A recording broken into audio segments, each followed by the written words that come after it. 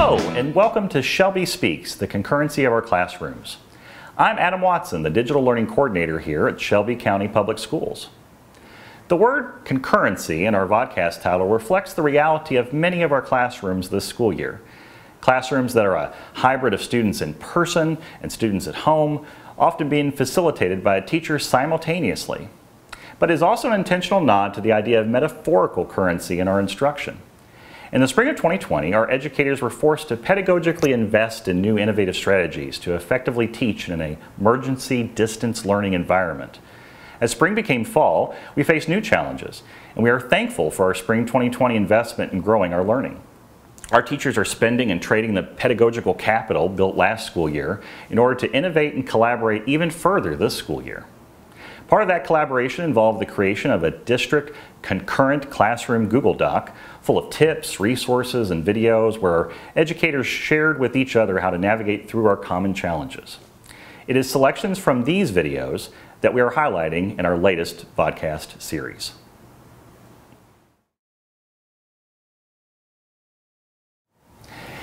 In this episode, we revisit two educators we interviewed in our previous vodcast series, Shelby Speaks, Looking Forward. Bracken and Katie Johnson are social studies teachers at Shelby County High School. Last spring, they integrated tools such as Flipgrid to maintain relationships, discussions, and connections with students in distance learning. Jeff and Katie discuss how this work continued and expanded into their concurrent classrooms, as well as the importance of maintaining consistent routines even in the educational world of COVID. Hey guys, what's up? Howdy! I'm Katie Johnson. I'm Jeff Bracken. And we teach U.S. History at Shelby County High School. Just a side note here, the reason that I am wearing tie-dye is because it is Spirit Homecoming Week at school, and I have way more school spirit than this dude. He never dresses up. I do have a tie-dye mask. I mean, I guess we'll let that count. I don't know. We'll let the students decide. We'll see. So we have been asked to work on a video about student engagement and community and relationship building. I feel like that's something that both Jeff and I are pretty strong in. So we just kind of wanted to share with you a few things that we were doing during NTI, and so, and just things that we do in the classroom every day, even in school. So do you kind of want to just start out like with what we did virtually? Yeah. So okay. one of the first steps we made when we first went into NTI last spring was finding digital platforms that would allow us to continue the relationship building, just like what we do in the classroom, but just with a different platform digitally. And I have two young kids, both at Wright Elementary, and I saw them using Flipgrid, and I thought, I wonder if we could do that for high schoolers. How would they take that? And so we decided to do what we call the serial challenge, and this was a way for them to also just experiment with Flipgrid and get used to it. Yeah. And so they had to make a Flipgrid video where they argued which cereal was the best cereal, and they could even respond to other students' videos and argue against theirs. And the winner, we said the winner would be selected, and that winner would get their box of cereal delivered to them. And I would say it exceeded our expectations. Oh, for sure. Flipgrid shows how often a video is viewed and how many hours are spent on it, so hours of engagement. And it was way higher than what I ever expected. And so it was fun, it was lighthearted, it was still building relationships, still making them feel connected to each other. And we couldn't even settle on one winner. Nope, we both ended up just delivering basically just a bunch of cereal. A ton of cereal, yeah, for sure. Yeah. That was the prize that, if you argued like which was the best cereal, then we would deliver your cereal to your house.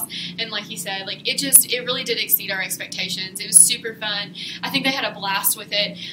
It did get them really familiar with using the Flipgrid platform. So that was kind of cool just to kind of practice. And I really do feel like that increased their engagement when we went to ask them to record a Flipgrid as far as like discussing or arguing content.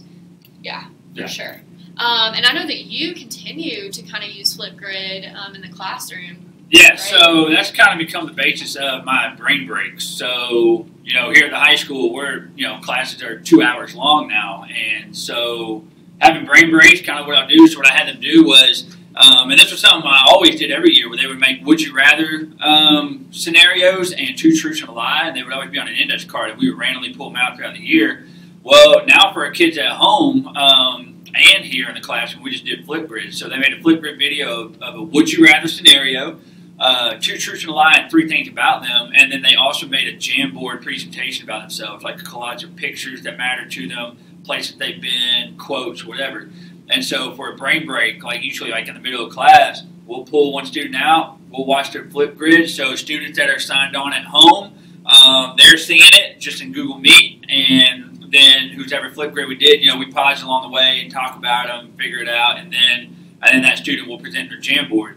And so we get to know each other throughout the year, we get a little break, and I would say one of my success wins of building relationships, to why I feel like I want to continue doing this, is a couple days ago I had a student, actually it was yesterday, no, 2 days ago, yeah, and a student, the Flipgrid and Jamboard we were using is an at-home student. And so she was signed in virtually online, and we presented her Jamboard, and she had a picture of her pet pig named Tank. Oh my gosh. And the people in the classroom were like, we want to see Tank. And so the next class on Monday, she's going to be bringing Tank inside so she can turn her camera on and we can all see her pet pig Tank. And so I thought that was a success, because you had these kids disconnected at home, but that kind of brought them together. And so building relationships, for me, it was finding the digital platform to somehow do that, to bridge the at-home and in-class. Oh my gosh, that's hilarious. I feel like that is such a good way for students to not only get to know one another, but it really is probably a better way to spend a brain break. I know, like,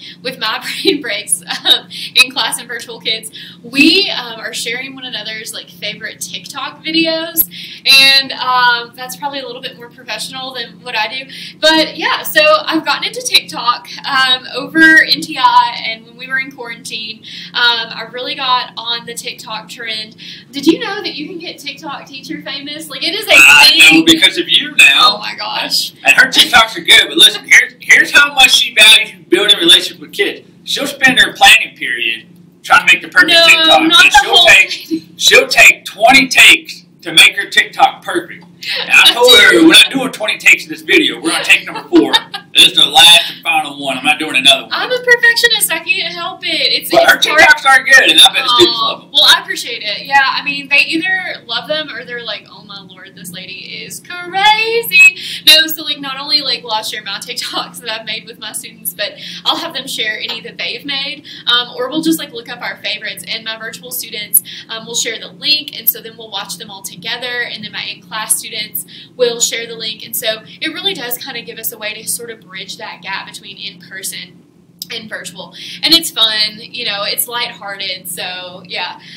So something else that I continue to do in NTI, and then also just part of like if we were in school just in general, is our weekly routine. So on Mondays, I always go over high-lows of weekends with my students. So that gives us, students a chance to kind of talk about like what was good about their weekend, maybe what wasn't so good. I will say that when I started out teaching, I just kind of went around the room and was like, hey Jeff, how was your weekend? And I found that like some students, I mean, they didn't have the greatest of weekends, and I think that's something that I kind of shifted in my mindset is we need to make sure that students are able to feel comfortable to share anything, like whether it's good or bad. So that's where I started incorporating like the high-low. So what's the high-low of your weekend? And that gives students not only a chance to share about their lives and for us to engage in that conversation, but also it helps, I think, build like a safe community in the classroom, that they're able to feel safe to share whatever is going on in their lives. And then, of course, on Wednesdays, I always do Would You Rather Wednesday. So kind of how he does the Would You Rather Flipgrid and stuff like that. I do just a random would you rather question that kids have generated. I'll put it on the board and we'll kind of talk about like, would you rather go skydiving or cliff jumping, right? And it's really interesting to see their responses because they'll really get into it sometimes depending on the question.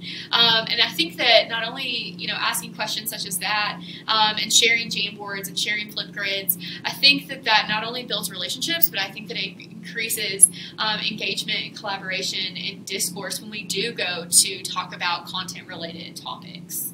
Yeah. So I think a big takeaway adjustments we made being in COVID, I guess, with virtual and in school is finding the digital platform to allow that to happen and then keeping consistent with routines that would have been in place even if you were in a normal classroom. Keep those routines consistent. That shouldn't change. No, absolutely not. And I think that you just have to be flexible with it.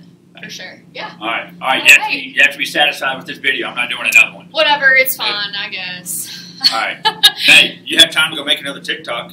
Oh my! No, I have to grade, and so do you. Yes, Yeah. I do. All right. Great. All right. Thanks, guys. Peace out.